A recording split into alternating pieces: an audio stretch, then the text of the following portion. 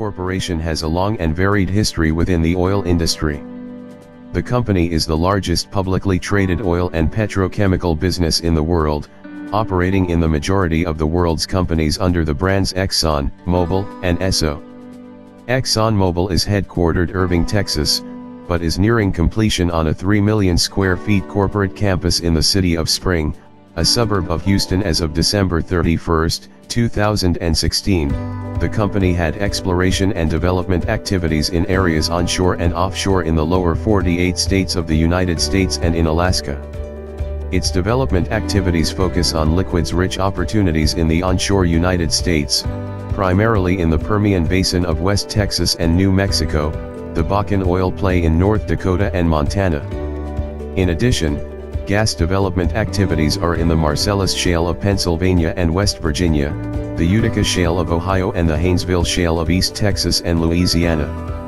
As of December 31, 2016, the company's acreage holdings totaled 12.9 million net acres, of which 1.0 million net acres were offshore. During the fiscal year ended December 31, 2016, fiscal 2016, a total of 1.6 net exploration and development wells were completed. As of December 31, 2016, the company's net acreage in the Gulf of Mexico was 0.9 million acres. As of December 31, 2016, a total of 14.0 net development wells completed in Alaska. The company holds interest in Julia Project and Heidelberg Project. Facts you never knew about Exxon Mobil. Rubbing alcohol was discovered by researchers at Exxon Mobil. Rubbing alcohol was one of the first byproducts of petroleum that was available to buy commercially. This was discovered by researchers at Exxon in 1920 when the company was known as Jersey Standard. The product was used in industrial applications when it was first introduced before becoming more widely available. This was not the last product of this kind that has been discovered by researchers at Exxon Mobil, as they were also able to manufacture a type of rubber that is often used in car tires. They were involved in the Exxon Valdez oil disaster of 1989. The Exxon Valdez oil spill is considered to be one of the greatest environmental disasters of all time. Over 10 million gallons of oil were spilled into the ocean over a period of several days when the Exxon Valdez ship struck Bligh Reef in Prince William Sound. This caused a lot of devastation to the wildlife in the area as the spill began to wash up on the beaches.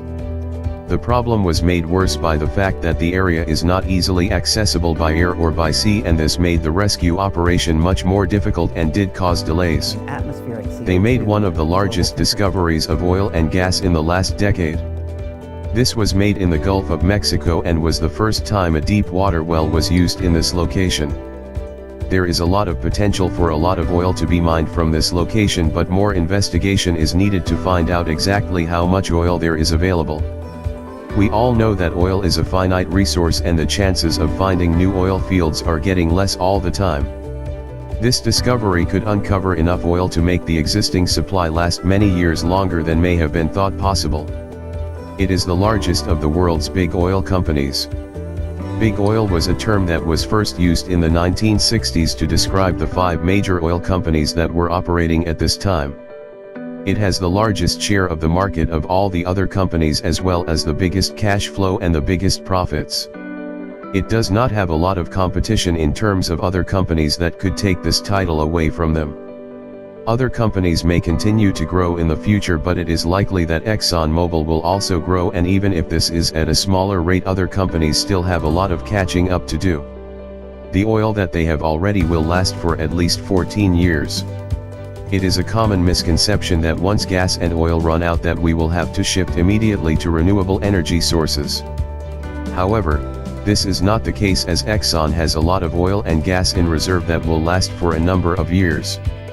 When the time does come that reserves will need to be used, companies such as Exxon's will have some time to be able to look at other ways of supplying energy. This is something that they are already thinking about and making investments in. Where